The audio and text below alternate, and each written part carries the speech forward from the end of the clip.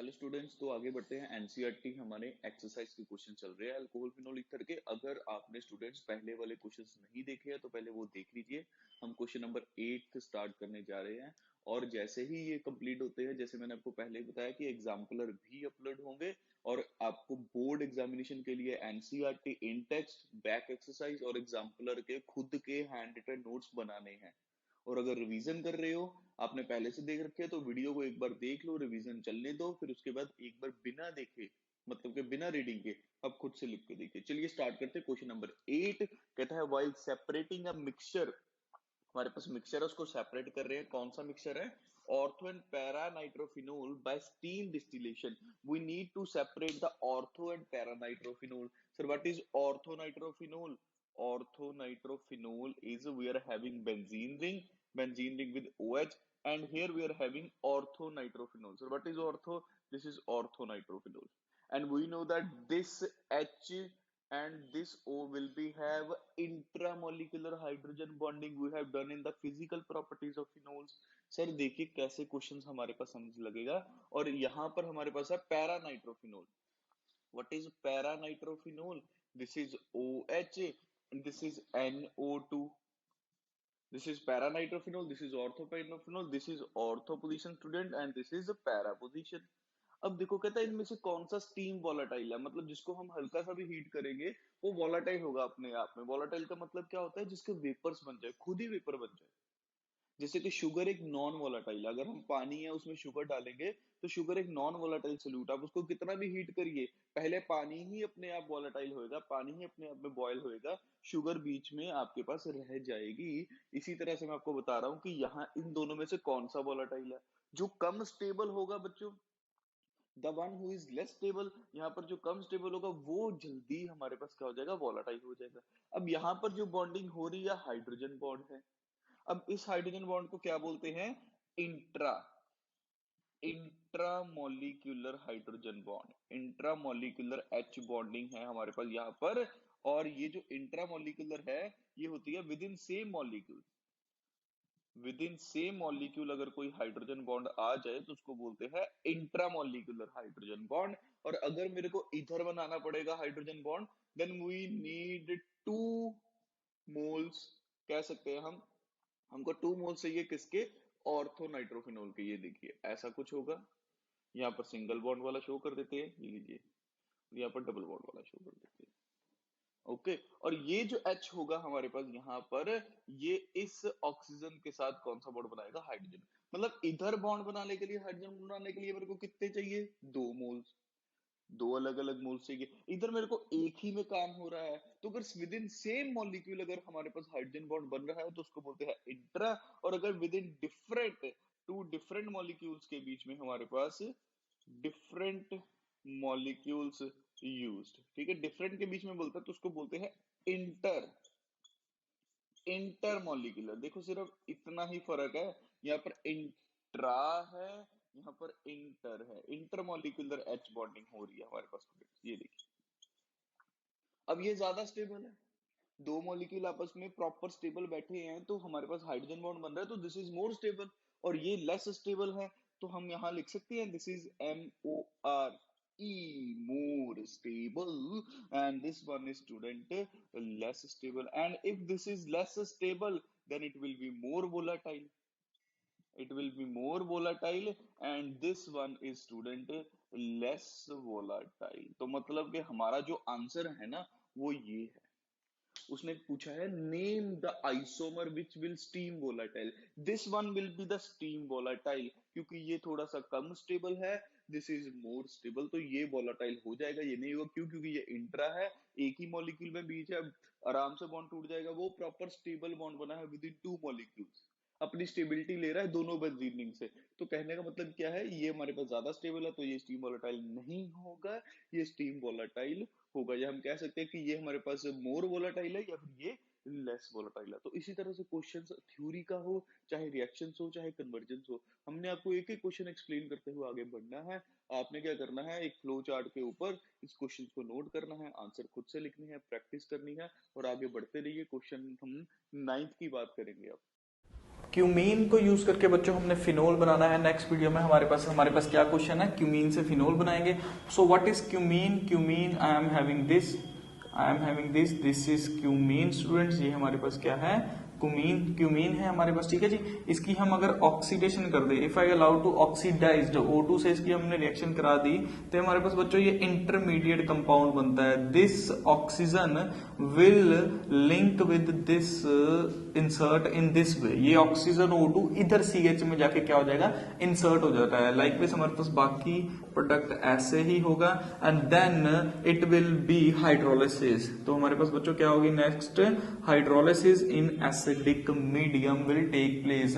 तो बच्चों ये हमारे पास CH3COCH3 ये वाली जो चीज है हमारे पास, ये यहाँ आ जाती है, बॉन्ड ब्रेक होगा और ये OH हमारे पास बच्चों यहाँ इस पोजीशन पर रह जाता है, resulting in the formation of phenol.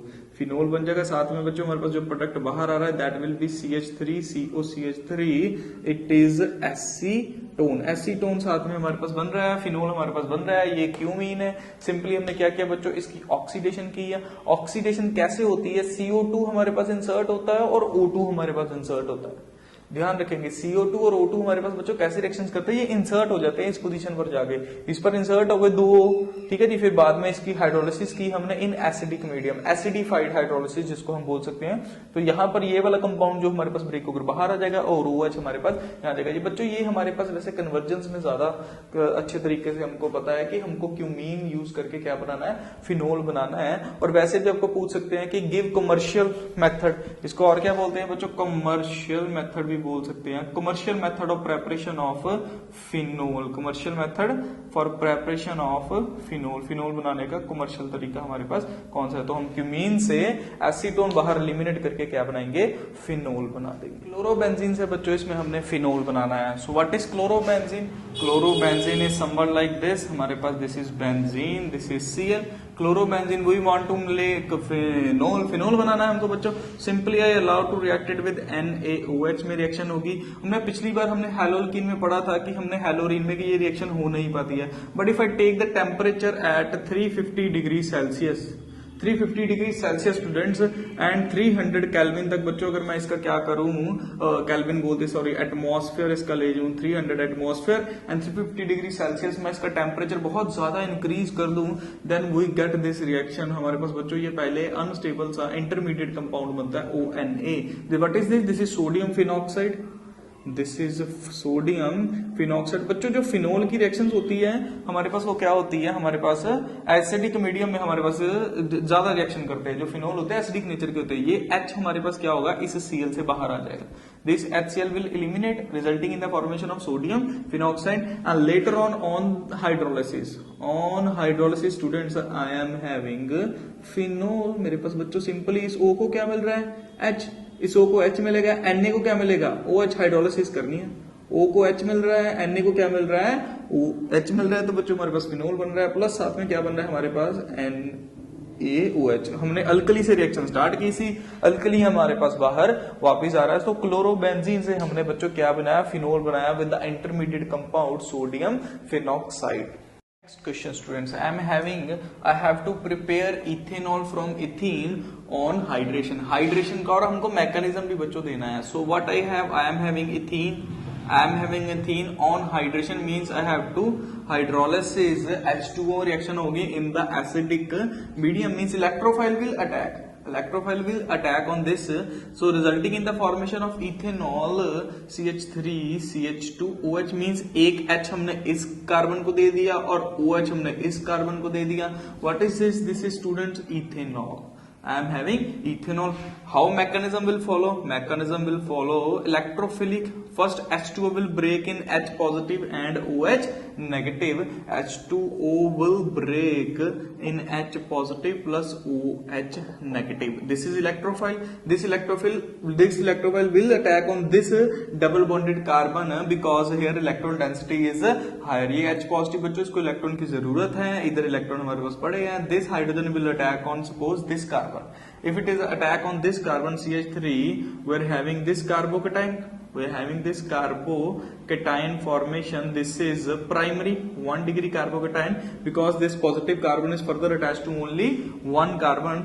Then to stable this carbocation, OH negative will attack on this positive, resulting in the formation of CH3 CH2 OH. This is ethanol.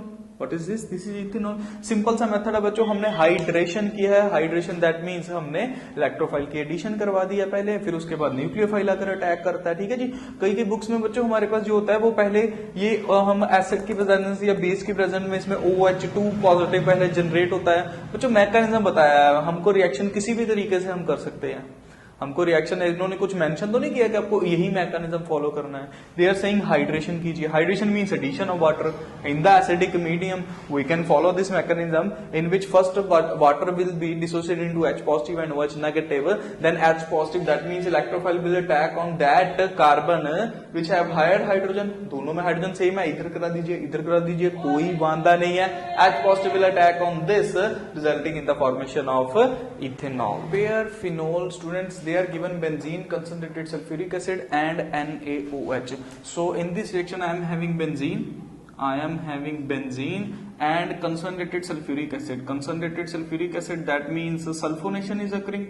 What does that mean? That means benzene sulfonic acid will form. What is this? This is benzene sulfonic acid, and further it will attack to two molecule of sodium hydroxide will result in the formation of ONA. Students ये बन जाएगा.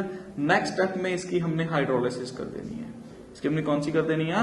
Hydrolysis कर देनी है. Hydrolysis in acidic medium, that means OH आ जाएगा, और साथ में हमारे पास ये अल्कली वाला जो स्टेप था ये एज इट इज NaOH हमारे पास क्या होता है? बाहर आ जाता है. बेंजीन यूज किया, कंसंट्रेटेड सल्फ्यूरिक एसिड गिवन था, NaOH गिवन है. हमने क्या करना है? ये बनाना है. This is benzene sulphonic acid. ठीक है जी. What is this? Is benzene sulphonic acid.